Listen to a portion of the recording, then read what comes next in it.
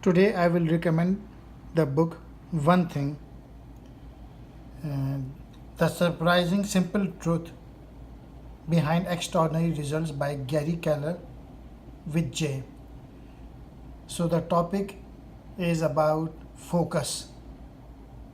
I will explain you some of the things which I learned from the book.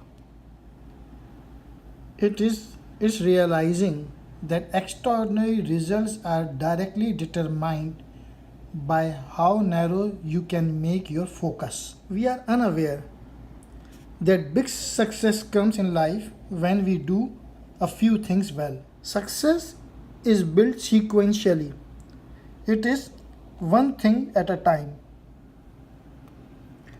The one thing sits at the heart of success and is the starting point for achieving extraordinary results.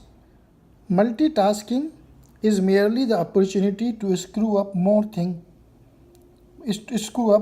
one thing at a time. So there is no such thing as multitasking. It's not that we have too little time to do all the things we need to do. It is that we feel the need to do too many things in the time we have. So what is success? Success is about doing the right thing, not about doing things right.